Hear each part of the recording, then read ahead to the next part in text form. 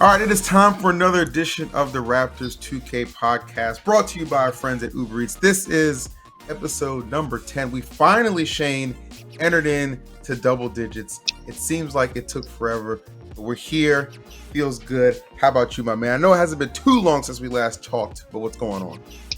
Yeah, things are good. Heading downtown soon to meet the team for an end-of-season dinner, so it's great. Haven't been able to spend too much time with the guys this year, to be honest, in person. I think everyone's just been super busy, so my advisory role has been more of a remote role. So, yeah, I'm excited to get down there and see everyone. Now the pressure of the season's over. We don't have to talk business too much. Can just go, hang out with the guys, say hi to the team, the back office, and the players, and looking forward to a good night there. And yeah, just been a bit of a work week. We had a AMP video run into a limited ads situation, and so we've been troubleshooting that for 2-3 days. I know as a content creator, you probably fought that battle before. It's super confusing because it's not at all clear what's wrong, and so you're it's a process of trial and error. So for those of you in the content creation space, you probably can relate. It's a little bit of a difficult process to kind of navigate through, but we're finally good. That video is going out at 6 p.m. tonight. It's a very different style of video for AMP, but I think our audience is going to like it. It's kind of playing off of something that happened very naturally, and now we're kind of having a little bit of fun with it. So. About you? Nothing wrong with that, man. Just got back from Baltimore, good, right? Yeah, I flew out. My flight was like 6 a.m. So I've been home for maybe like an hour or so. Haven't even unpacked yet, but that's all good. I've just been chilling, man. You already know I love doing the podcast. So for me personally, I know I'm going to order a nice little meal off of Uber Eats. But you said you're going to dinner, so I got to imagine today you're going with something light. Am I on to something? Yeah, you know what? I feel obligated because of the pod, even though we're recording at an awkward time in the late afternoon. But, when in doubt, just get a really healthy light smoothie. And you can't go wrong with that, packing your body with some nutrients, a little protein, tide me until I get there. And maybe if I have a healthy smoothie, it'll make me make wiser decisions at Real Sports, because Real Sports, by the way, is the restaurant connected to the arena. MLSE owns it. It's our sports bar. Huge screen. I have aspirations. I have a dream of throwing a Counter-Strike viewing party there. We almost did it, one time toward the end of my tenure. Perhaps as an advisor, they will allow me to someday, run a viewing party in the building. But they have some delicious but very high-calorie options. So maybe by having a healthy smoothie delivered to me by our good friends at Uber Eats right now, it will help me make wiser decisions when I get there tonight that I won't regret so much when I'm at the lake this weekend. Bro, enjoy your smoothie. I'm being a complete tubby and ordering Dave's Hot Chicken. About 4 or 5 chicken strips, bunch of fries. It's a secret sauce, and I don't feel bad about it one bit. Right? Oh, dude, when I'm tired or hungover, that's where health. It's like, no, let's just treat myself right now. I'm on the same wave. True story. So Dave's Hot Chicken. So is that everywhere? No, I've only ever seen it in California. Okay, so there's one that I've seen here in Cottage Country. So Toronto has this area called Muskoka. It's almost like the Hamptons to New York type thing. And I saw this Dave's Hot Chicken, and I heard one of these kind of local, Muskoka entrepreneurs, guys who's kind of been running the business scene for a little while on the wake sports and stuff like that. I'm like, I heard it's one of his. I'm like, oh, I'll go support. I used to know these guys back in the day. And then I saw Drake tweet about Dave's Hot Chicken, and apparently Drake's an investor in Dave's Hot Chicken. So it seems like this thing is huge, and it's got some big celebrity endorsements, and it's going like crazy. So cool to hear that that's on Uber Eats for you out there. Yeah, man, I'm a huge fan of Dave's Hot Chicken, no doubt about that. So we'll see what gets here first. I think I have a feeling, but nonetheless, 10-0, baby, 10-0. Yeah, we'll run the gambit as per usual. You mentioned the end of season dinner, so I guess everything's done. Everything is done. Yeah. The season is complete. Unfortunately, the dream that I thought might be attainable of pulling off some miracle runs here in the wildcard tournaments, in the ticket, in the turn, or the steal, did not come to fruition for the guys. So season is over. I think a huge learning season for a lot of for everyone.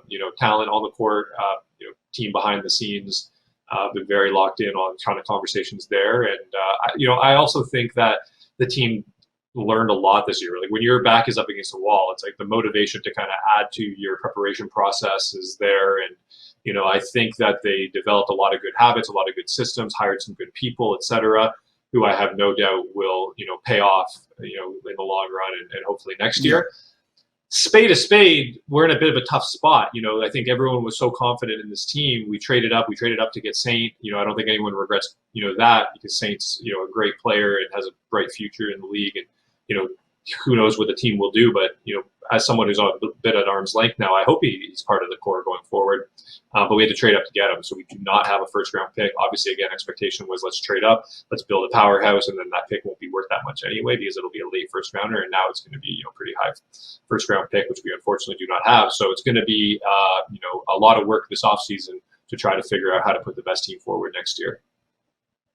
I feel that, man. No days off, man. And, obviously, guys, exiting the league for the remainder of the year. It's all good, though, man. You always take some positives out of the negatives. But let's introduce our guest because obviously we're here. We love to talk. We love to bench. We love to riff. But we're not here alone. We actually have one of the biggest Canadian NBA 2K League content creators for my team, if I'm not mistaken. Henry is in the building. If we want to bring him in with our 3-box, that would be awesome.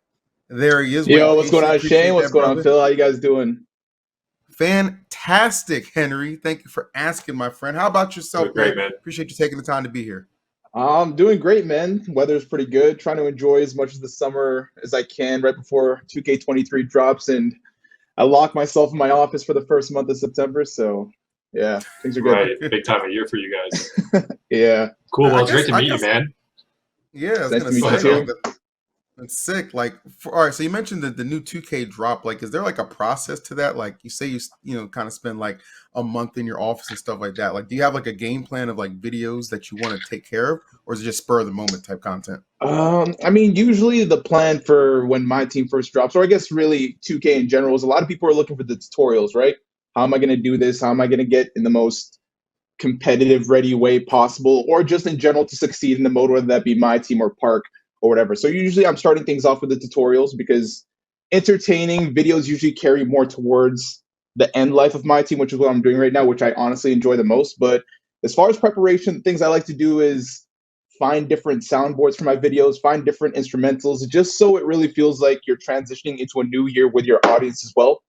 So it's just the little different things that I try to do to make sure they feel like they're jumping into a new game. Tap into the sweats, the pre-game or early launch, confidence that this is going to be the year that they become one of the best players on the game, and they just want to learn how to get there. And then reality sets in, exactly. And now it's time to just kick back and be entertained by the YouTubers a little bit, right? Yeah, exactly.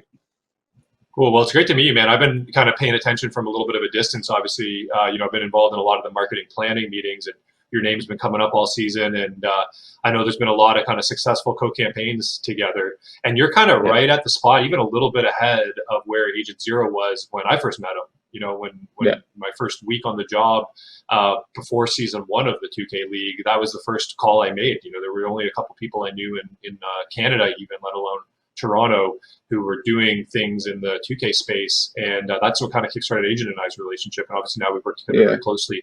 But good for you. And it looks like you've got a lot of engagement. I mean, even some of the like giveaway stuff, like just really big response on social media. So it seems like things are cooking. How long have you been doing this? So I've been doing it in total for about 6 years. Seriously, for about 4 years. I started off back in 2K17, where, I mean, everyone that was youthful, or I guess even interested in YouTube at the point, everyone has that thought that comes to their mind, what could I really do when it comes to YouTube? And the whole idea of YouTube was always very interesting to me because even 6 years ago, which doesn't sound too long ago, was pretty early still as far as YouTube's lifespan. I mean, it sounds like YouTube's been around for a while, and now people take a lot more pride in being content creators. But back then, it wasn't as easy to be as prideful unless you were super successful. But nonetheless, YouTube was super entertaining. I love gaming. I love basketball. It just seemed like something that made sense. And I played 2K every year since I first picked it up in like 2K7. So one of my friends was like, why don't you just try to make content on it? There's no harm in it. And it was tough. I mean, I feel like we don't give content creators enough credit as to the preparation and stuff that goes into content. But the first year was just kind of mess around here, see what it was like. I gave up like 6 months in because I couldn't manage it with work, school, everything else. But then 2K18 came around, and that's when I started taking it seriously. And that's when I went from 1,600 subs to 10K. And I was like, hold on, maybe I can kind of do something with this. And then 2K19 is where things really started to take off for me. Yeah, you got to love it, right? I think that's one thing I hear all the guys say. If you don't really love making the content, you'll never get there because, that's the only thing that carries you in the beginning. And then once you kind of make it, now it's like all the low fruit's gone. Now you have to be thinking about it every day and obsessing, because like staying, ahead of the trends, finger on the pulse, coming up with creative ideas once everything that, is obvious has been done. That's a grind, and I don't, Yeah. to your point, I don't think people give creators enough credit, right? I think, sometimes you almost look at like some shoddy editing here and there and think like, oh, they're not really trying that hard, when really, like, if they're doing it all on their own, they're doing Yeah, a lot more 100%. than you would Yeah. think. Oh yeah, Yeah. I mean, 100%. don't get me It wrong, ain't doing easy. YouTube is amazing. I would not Yeah. trade this for anything else in the world, but there's definitely Right. times where you're basically 24/7 working, because you've recorded, you've edited, you've uploaded, and immediately you're in the thinking process of what's coming out tomorrow, this week, whatever. Totally.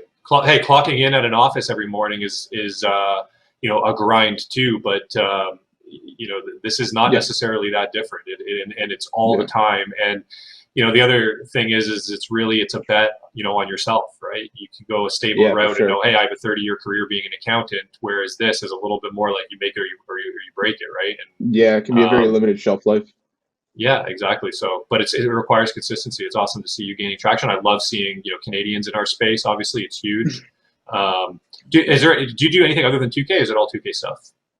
Right now, it's mainly my team, but this is the year that I'm looking to kind of expand and diversify into different things. A couple things that I want to do that I've been neglecting for so long, which I'm kind of beating on myself a little bit for, is really putting my content onto TikTok as well, because that just might be the best growth algorithm I've ever seen in terms of anything before. But I want to jump into TikTok. I want to kind of dive into the park scene, the my career scene, just a little bit more, because as much as 2K itself is a sport, the communities are so separated when it comes to the different game modes, and you don't realize that until you try to upload all these different kinds of content. So I want to jump into that. Yeah. I kind of want to, now that I've kind of built a decent community, I want to try to experiment with different forms of content as well, whether that be jumping into fitness or even playing different games. So that's something I'm just kind of trying to game plan for. That's scary as a content creator. Having to, because you have like your dedicated audience who expect one thing, but then like you kind of introduce them to something else. So I feel like it's always like I don't want my views to like kind of shift or tank or anything like that because people aren't used to this. But from what I've seen, it's worth taking that chance, right? I think like the initial hit might be a little like it might annoy you a little bit, but in the long run, being able to diversify your content is going to sustain you for a long time. Yeah, for sure. I think that's something I'm probably going to try to do on a second channel as well, just because I want things to kind of stay Smart. steady and consistent as far as the HTB channel. Because I've come, like, as I've grown, a lot of people I find get annoyed when they realize they upload new or different content on their channel, and they're upset that these people that have been riding with them through all these views and stuff don't ride with them. And I've just Yeah. kind of understood it from the business aspect where, for example, you go to Porsche to buy a Porsche. You don't go to Porsche to buy candy. So if they tried to sell candy to you or something, it wouldn't really be as effective because you're known for this one niche. So that's kind of what I want to do with the second channel, is build that up with something else. And even though it's going to take time, I've kind of put myself in a position where I'll be able to hire an editor and occasionally put more time into the second channel and whatnot. That's great, man. That's what's That's up. great. So Henry, I don't know enough about your skill set. Was the 2K League ever an aspiration for you? Did it never really make sense? Like, where are you at as a player?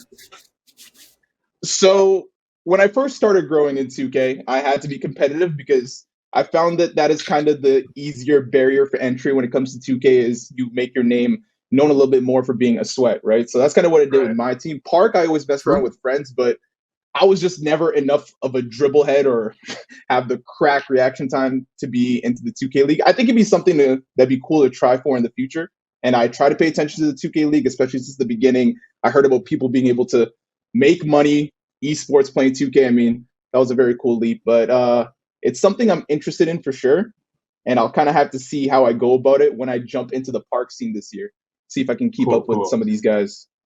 Well, not to talk too much about conversations behind closed doors or anything like that, but I was on the competition committee for the 2K League when they were putting together this concept of doing 3v3, and that was kind of the vision.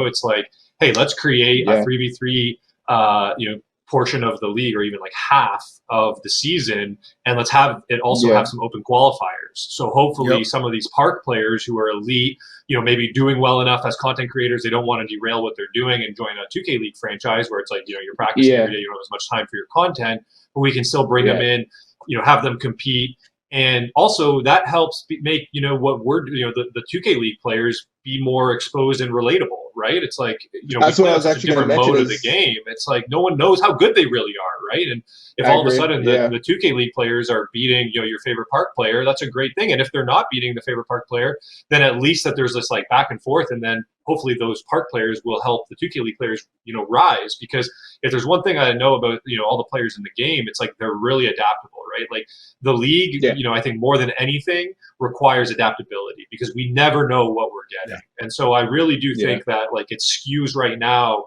to players who are able to kind of reinvent themselves and sort of, crack the game, get a little sweaty, learn it. And so I think playing against park players in a setting like this for, 7 figures of prize money is going to help rise the tide and teach the 2K League players how to play stage and, play a little Yeah. more, like the retail side of the game. So I think that's where I hope this all goes for 3v3. Yeah, I very much agree. I mean, at the same time, too, when we think about it, the 2K League's only been around since 2018. So it's been like what, four maybe 5 years. Correct me if I'm Yep, wrong there, exactly. but It's still pretty this is young. still something that is very much in a ground up process. So while there's still new additions and stuff like that, I love the fact that you guys added the whole all-star team, and then now recently the 3v3 is honestly what I've been paying attention to a lot, because like you mentioned, it's a lot more relatable. Yeah, exactly. Exactly, and I agree with you. I think that of all the esports that I've been involved in, and they don't even pay me to say this stuff anymore, I still just believe it to be true. The 2K League has probably the most forgiving runway ahead of it. You know what I mean? Because Yeah. the franchises are all owned and operated by NBA teams for the most part. Obviously, you've got Gen G, you've got Dukes, but point being, Yeah. these are backed by NBA teams, and so there's always going to be resources. There will probably be budgeting priorities, and so it needs to make business sense at some point, but a little bit less pressure than if you're just some startup esports org, right? And you got to like turn a profit Yeah, this year, definitely. and all that. So I think that there's that, and then there's also the fact that most games are always at risk of becoming dated and surpassed within their genre. The 2K League really isn't. I mean, who knows? Maybe EA can come out with a competitor at some point that will actually sniff at it. But I think as long as the NBA is relevant and that trajectory is up and to the right, he's laughing. Yeah, no faith in EA, huh? But the point is the NBA is up and to the right. You know what I mean? As long as the NBA is relevant and gaming becomes more prevalent and all that, like there's always going to be a spot for 2K. Obviously, I think we see that in the results of the retail side of the game. Like there's just such an engaged player base. Now bridging that gap. I think the league has time, is the point, to figure out how to better bridge that gap. So we can see the same level of engagement in the actual league broadcasts as converting more of the players into fans. So I think they have a lot of time to figure it out, but I also, sooner the better. But I think the 3v3 was, one great example of them sort of thinking outside of the box and not just being stuck in what they were doing and looking for opportunities to accomplish exactly that. Yeah, for sure. Yeah, big agree on that. Henry, I have on my my notes thing, you started out your YouTube career without using Facecam?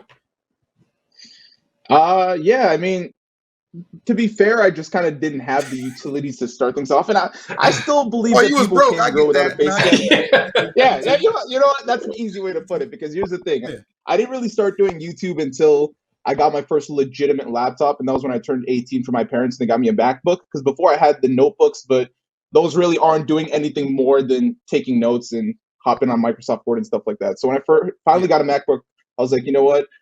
I'll give this a try. And when I go back to my old content, it was just horrible. And I still don't understand how people manage to watch my videos. But that's the big thing with YouTube or being a content creator, is the big first step you have to take is just actually doing it. A lot of people sometimes focus too much on perfection off the bat, and then they get into it and they realize that it actually might not be for them. But for me, I had a MacBook in my bedroom sitting on top of a shoebox, to which my Elgato was connected to a 40-inch TV. And like now these days, TVs are much more optimized for gaming, but back then there was the insane controller delay. So I was just at a big disadvantage when I started. And then I was also using my MacBook Pro microphone for my videos. So it was chalked.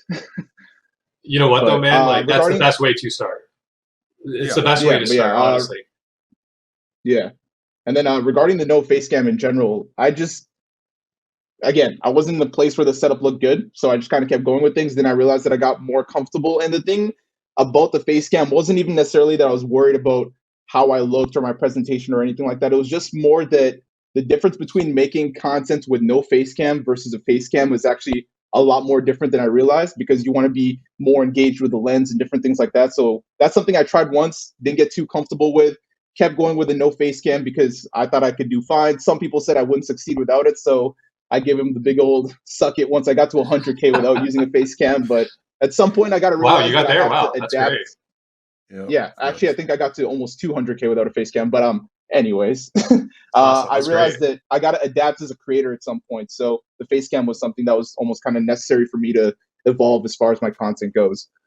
Well, hopefully this is received within the appropriate way, and I intend to deliver it. But like, you've got a good face for content too, right? So you should be on Yeah. camera. To be honest with you, it was Yeah. funny because like Rage, I had no idea what dude looked like, and then when he revealed himself, Yeah. I'm like, dude's like a model. Like, what? Why is he hiding with no cam? Yeah, You no, know what I mean? I completely agree. But he still managed to pull insane views without a face cam. But Well, he's at that so point, you got to be engaging. either His very voice is so informative or engaging. just super He's so entertaining. funny. Yeah, So exactly. creative. I agree.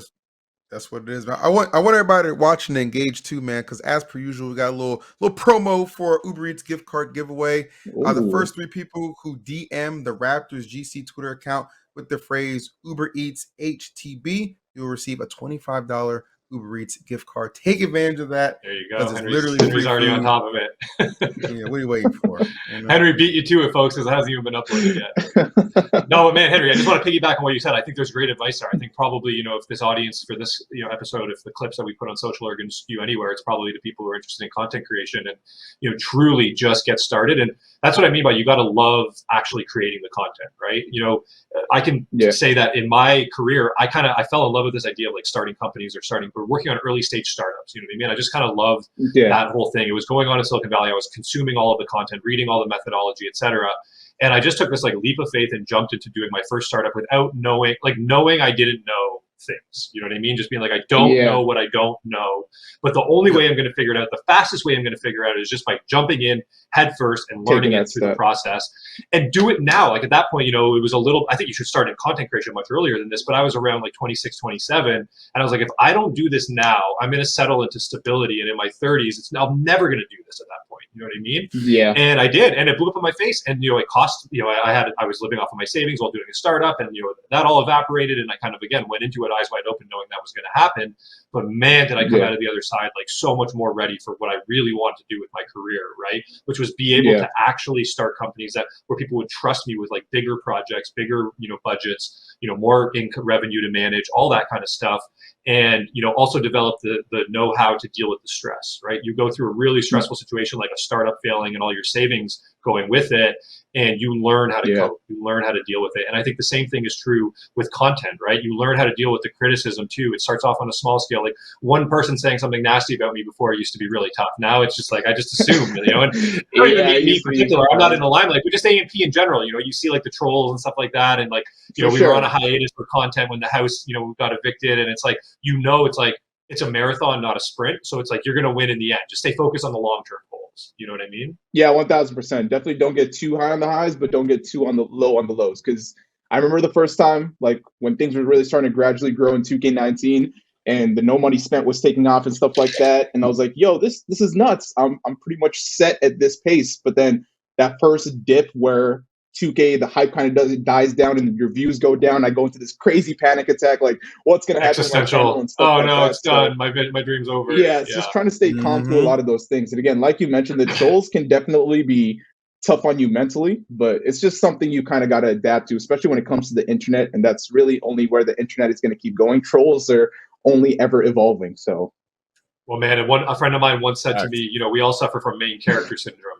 You think that because someone said something negative about you, they're thinking about you all the time. You got to realize this is a fleeting moment in their troll day. You know what I mean? They're probably negative all over the place, trolling people left and right. Like, but we feel like, oh, when someone says something to us, it's because they're obsessed about us or thinking about us all the time. It's like main character syndrome, right? You really overemphasize intuitively how much people are actually focused on you versus just casually leaving a troll comment because that's just the type of person that they are.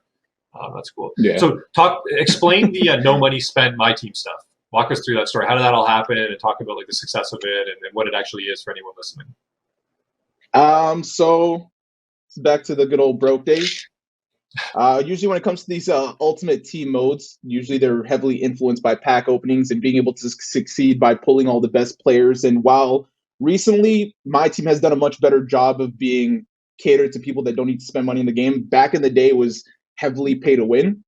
But I essentially was thinking about a way to diversify my content a little bit because at the time everyone was doing gameplays and different things like that. So I was like, there's this little opening in the market where a lot of people, or you could even say, I don't know the percentages, I'll just say like 80 to 85% of people don't exactly have just money to throw at a video game. And I was like, that's a lot of viewers just sitting there in which I could help them succeed in a mode without feeling like they have to spend all this money. So I kind of just started it off for fun, trying to help people out, and that just kind of snowballed a lot heavier than I thought it would, and then eventually that just got really, really big. And I was actually able to help a lot of people in the community, which is kind of the goal of it all. Sometimes it's that simple, man. Like, I feel like some of the best ideas too are just like not even necessarily the ones you think are just gonna blow, but like when they pop off, you just keep capitalizing and just riding that kind of momentum and stuff like that.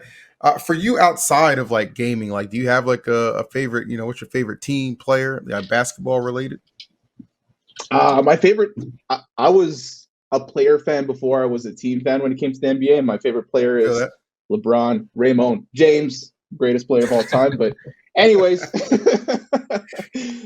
then I would say, told myself, I wouldn't even say there was necessarily nothing that stuck out about the Raptors when I was a kid, because a lot of the crazy players were on the Lakers and stuff like that. But I felt like that was a little bit too bandwagony. And the only team to support in Canada at the time was the Toronto Raptors. So I was like, you know what? I'm going to support them regardless of what's going on. And things more recently have been a lot better, but I was kind of in a mix when LeBron was punching the life out of us in the 2010s for a good bit there, because I didn't know how to feel. I was excited that LeBron was going to the finals, but at the same time, I'm like, Raptors cannot get over this hump.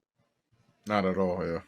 That was honestly becoming Canada's team was huge. And yeah, luckily he left the time zone, went over to the West Coast. Yeah. But hey, like you said, I mean, that championship run, like that was exciting. I think we were so starved for that in Toronto, on a major scale.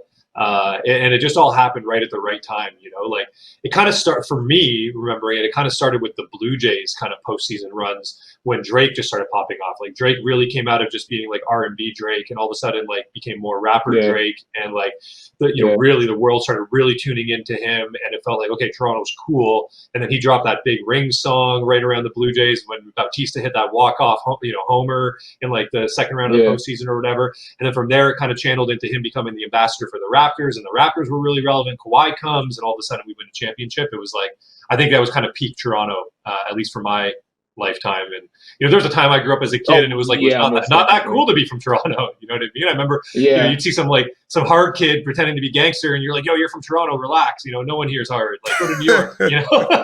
Yeah, that was kind of. I mean, the only thing people were really talking about was just Vince Carter with us. I mean, I'm not the biggest fan of Vince Carter, but I will give him credit to the attention and spotlight he put on Toronto while he was here.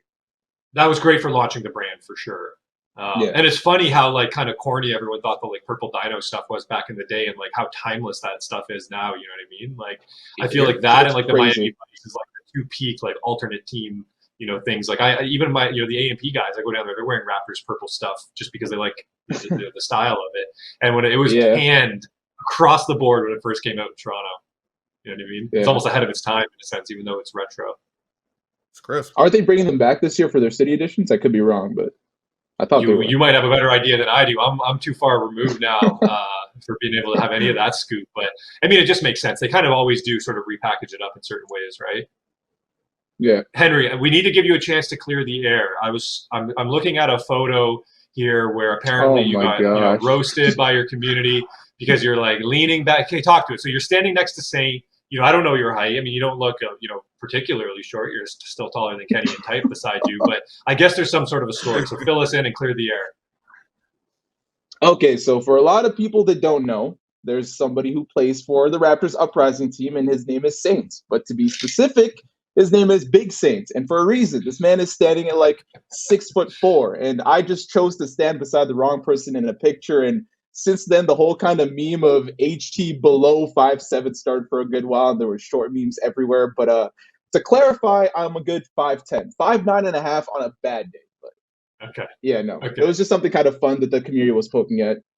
You heard it here, folks. All attention in that case was good attention.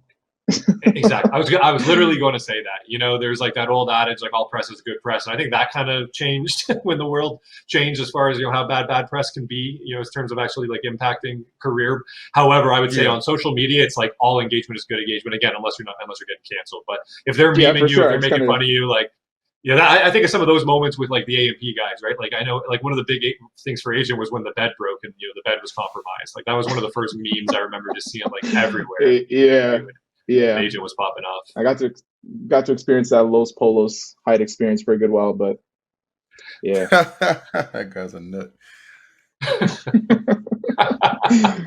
Tell us how you really feel, Phil. Want to elaborate? He's funny. He's funny as hell. It's just like it's so eccentric. It's very amusing to watch. Who's your top content creator, Henry? Who, when you're watching, when you're kicking back, or who inspires you? Who's top of your list?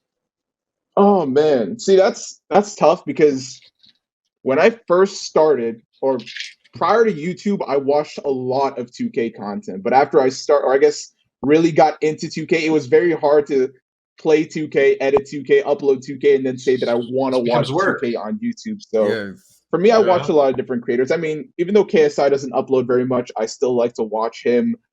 I don't really have a specific niche that I'm really stuck to right now, I'd say. I'm always kind of just jumping from different areas in the YouTube world because I'm watching for entertainment and I'm kind of learning different ways that people approach videos at the same time because you either really adapt or you kind of get left behind. And that's kind of the case that you'll see now with a lot of content is with TikTok being so big, you'll notice that on YouTube, a lot of people are going for more short form content. And that's not to say that the longer videos don't prosper because they definitely do, but a lot of people have either gone to shorter videos or at the same time, they've got this whole Mr. Beast editing style where they're getting right into it. They're not wasting any time. And I mean, you can read a lot of this stuff when you look at the analytics of your own videos, but there's a whole text on the screen and different stuff like that. So that's just kind of, I use YouTube as an entertainment research.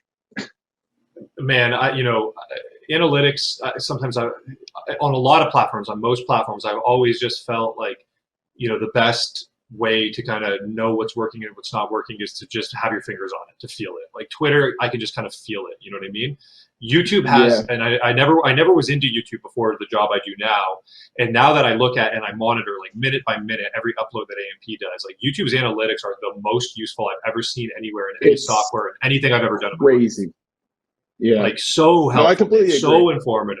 Like, you know what's crazy is, so as you know, when you upload, like you don't even see your stats for a while. All you can see is like the views, right? So it takes like half an hour, 45 minutes before things to populate. For those who don't know, on the dashboard of YouTube, when you put up a video, they have this like, ranking out of 10. And so what it basically is it's your last 10 uploads. And the ranking tells you minute by minute how the current video is performing relative to your last 10 uploads. So if you constantly have 1 out of 10, that means every time you're beating your own prior upload, you're like growing your channel exponentially at that point. Nobody, as far as I know, has probably ever hit a really long run of 1 out of 10s. We have had a pretty good run this summer with AMP for 1 out of 10s. But the point is that even before those numbers show up, I can just take the number of views, multiply it by 60, prorate it to 60 minutes, and basically tell within 10,000 views how well that video is going to be doing an hour from now. You know what I mean? Like it's wild how predictive this stuff is. And super informative. So yeah, I mean, and that's kind of what I'm talking about, right? If you want to get started, like your first step should be just being excited about the process of creating content. Even if no one's watching it, just like look at your own product and like get excited about creating your own product, right? And then your priorities will probably shift. It's like, how do I get more viewers? Okay, now how do I optimize? But you kind of have to be obsessed with the process. If you're not, you'll never do it long enough or consistently enough to really get to that breakthrough point. Oh yeah. No, for sure, I agree. And for me, I guess I can't speak for all YouTube creators because there's so many different categories of content when it comes to YouTube. But as far as gaming, it's also just trying to figure out, is this game going to be long-term content, or short-term content? For example, whether you're doing Among Us, which was booming for a while but dropped off heavily, or Fortnite, which has been going on for how many years and it's still at the top so much because of how much the developers focus on content. If you got on that Fortnite train early, you are eating. Oh, you're telling me. It's crazy. Guys, I was at Luminosity, right? I was at Luminosity. I joined MLSE right around when Tyler pivoted to Fortnite, and it was wild watching what happened after that. Like that was crazy. That was a major career. I have a story. I've told this story before, but just quickly, tangent. So Ninja goes, he's a big Lions fan, I believe Detroit Lions fan. So he goes to a Lions game, back in my tenure at Luminosity. how'd it go? Great.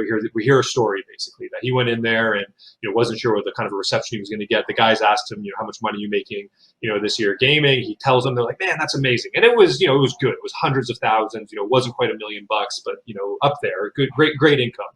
And they're all super excited about that. Fast forward 1 year, same thing, goes into the locker room. He's the highest paid guy in the room that year. You know what I mean? Like just meteoric Yeah, success. that's crazy. Like more than That the quarterback. I peak in think it's the Fortnite was quarterback nuts. Stafford. Yeah, Yeah. that was wild. As soon as That I saw him initial, playing with Drake and Travis Scott, I knew gaming had pretty much peaked at that point. It was crazy. It's funny how many of those moments exist nowadays, but that was like a milestone in gaming and live streaming and just making gaming mainstream in my mind, right? Like, Yeah, I will Ninja always was credit definitely a big part of Fortnite. that.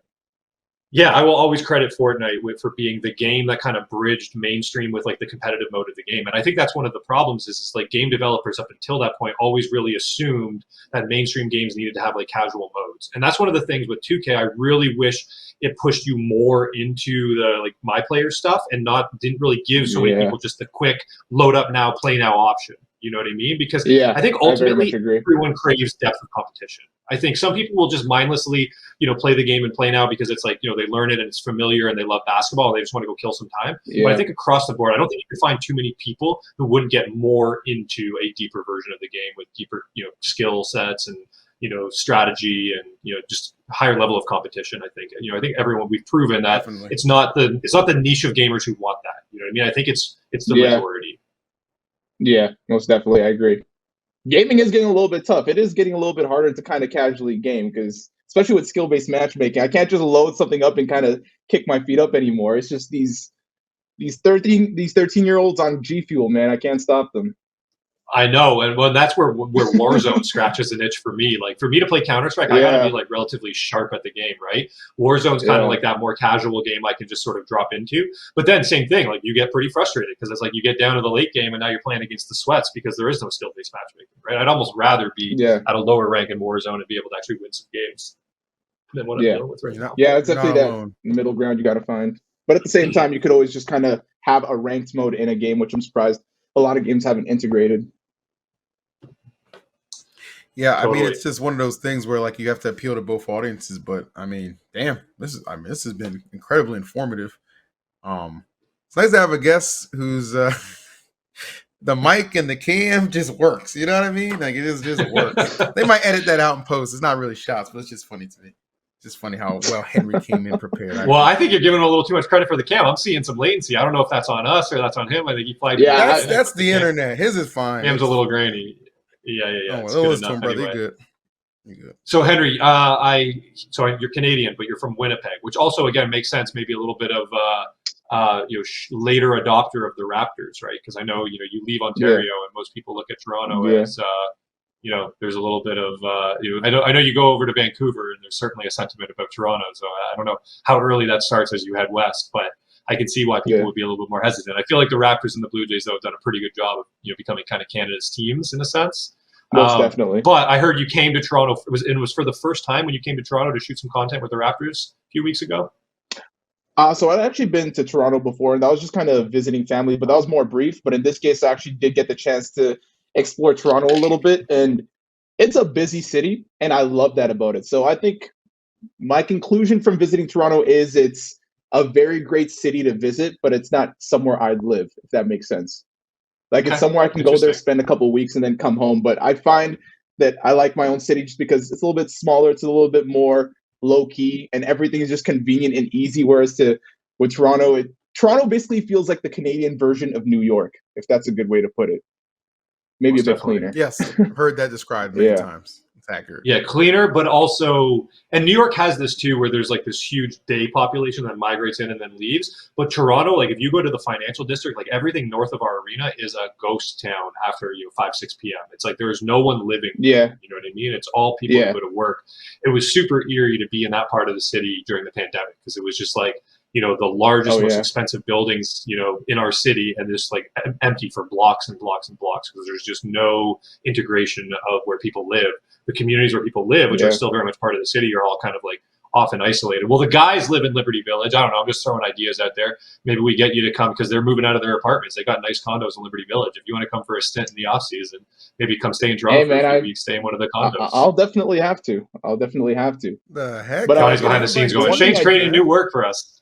Hey, Phil, you want a condo? You One want to thing I come will say spend some time in Toronto? Yeah, thank you. Yeah, I'd love to, man. Canadian women. We got love 6 of me. them. We got 6 of them.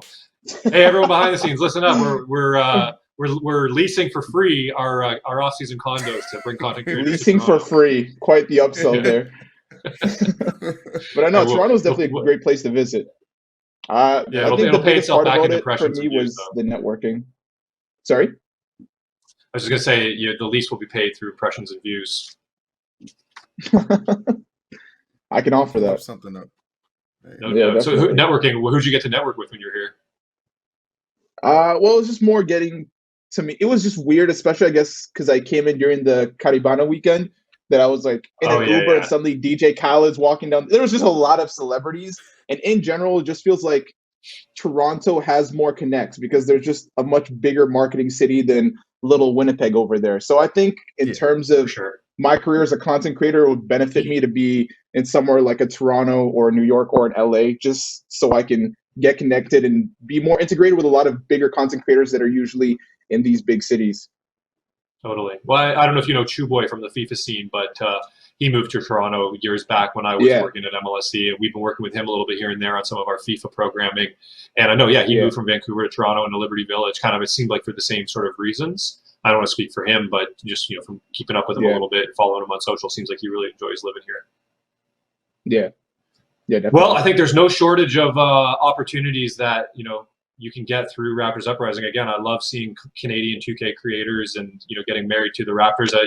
Having Agent as kind of one of the faces of the brand really helped us in the early days. And, love seeing that we have someone who's super authentic to the space. Obviously, you're the right person and personality to kind of help represent the brand and work with on some of these cooler activations that we do with some of the sponsors. So it's awesome to have you involved in the Raptors Uprising family. Thank you very much. I appreciate that. Yeah, I'm looking forward to seeing what's in store with me in the Raptors Uprising. It's been a good time so far. I'm not even really just saying this is like a hashtag ad or anything, but just even when I went to Toronto and everything, the accommodations and everything were just amazing. They kind of went far and beyond. They even gave me tickets to the Chris Brown and Lil Baby concert. That was an amazing time. So the hospitality in general has been very cool, which is why I'm looking forward to doing more work with them.